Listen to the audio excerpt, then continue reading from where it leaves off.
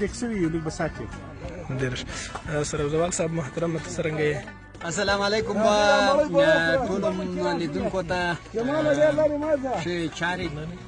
بني سرګې ته راغلي وو ډېر خوند کوي اوبه هم کافي زیاتې سوي دي الله دې یو څه نور هم دې برکت بارانونه وکړي هاخوا ورید څه دي ګوره هغه وري دي دې خوا ته بیا د کرکټ ګراونډ دلته به اوس کرکټ کوو دا وري ومیږي شش کال ډېر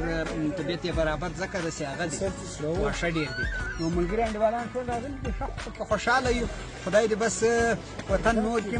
د امن او د سولې کور کې خدای دې د آبادۍ کور کې خدای دې ټول مشکلات د خلکو حل کړي چې نور هم د دې وطن خاوره